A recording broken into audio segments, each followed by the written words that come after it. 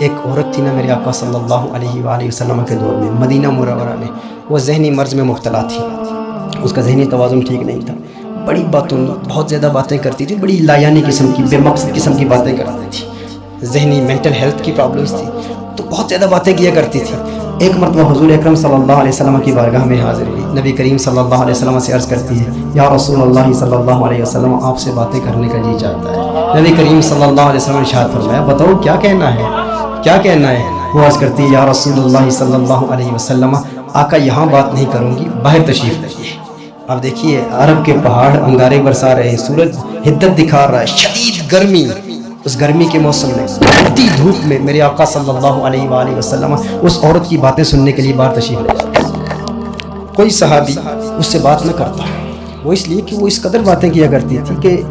وہ جان ہی نہیں چھوڑتی تھی، کیونکہ ڈپریشن کی مرض میں مبتلا تھی، ذہنی مینٹل ہیلتھ کی پرابلمس تھی، بہت زیادہ باتیں نہیں ہو رہی تھی۔ لیکن میرے آقا صلی اللہ علیہ وآلہ وسلم باہر تشریف لاتے ہیں، اور حضرت انس بن مالک رضی اللہ تعالیٰ عنہ روایت فرماتے ہیں کہ نبی کریم صلی اللہ علیہ وسلم سے وہ باتیں کر رہی ہے اور ساعتیں بیت جاتی ہیں، گھنٹوں گزر جاتے ہیں، اور نبی کریم صلی اللہ علیہ وسلم اس کی باتیں سن رہے ہیں، اور بے مقصد قسم کی باتیں، غیر معقول باتیں،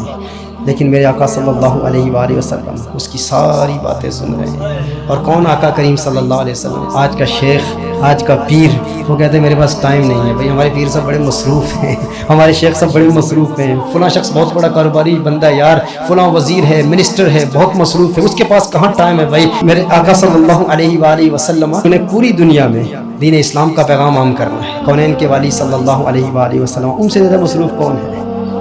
ایسے اصول، ایسے ضوابط، ایسے قوانین دیے جن سے آج ہم جب امریکہ میں بھی جاتے ہیں تو declaration of independence, life, Liberty and pursuit of happiness, وہاں کے انگریز بھی دیکھ کے کہہ رہے ہیں کہ مقاصد الشریعہ سے انہوں نے لیا ہے، دین کے مقاصد سے ایسے اصول، ایسے ضوابط عطا فرمائے، جنوبی فلسطین کیا، جنوبی عراق کیا، جزیرہ نمائے عرب، ہر طرف میرے آقا صلی اللہ علیہ وسلم نے اس 10 سال کے عرصے میں کونین کے والی صلی اللہ علیہ وسلم نے اسلام کی مملکت کو قائم کیا۔ اس قدر مصروف شخصیت، ازواج مطہرات کو بھی ٹائم دینا ہے، صحابہ کی ڈیلیگیشنز آ رہی ہیں، غیر مسلموں کے اعتراضات ہیں، ان کے اعتراضات کے جواب دینے ہیں، لیکن کونین کے والی صلی اللہ علیہ وآلہ وسلم کی رحمت دیکھیں، میرے آقا صلی اللہ علیہ وسلم اس عورت کی باتیں سن رہے ہیں، اس کا کلام سن رہے ہیں، اور پھر جب اپنی بڑاس نکال کے بالکل اپنی باتیں کہہ کے تھک کے جب وہاں سے جاتی ہے تو صحابہ کرام علیہ رضوان حاضر خدمت ہوتے ہیں، عرض کرتے ہیں یا رسول اللہ صلی اللہ علیہ وسلم اس کی باتیں سن رہے ہیں، اس کا کلام سن رہے ہیں۔ میرے آقا صلی اللہ علیہ وسلم نے ارشاد فرمایا کیوں اس کا کلام کیوں نہ سنوں؟ صحابہ عرض کرتے ہیں یا رسول اللہ صلی اللہ علیہ وسلم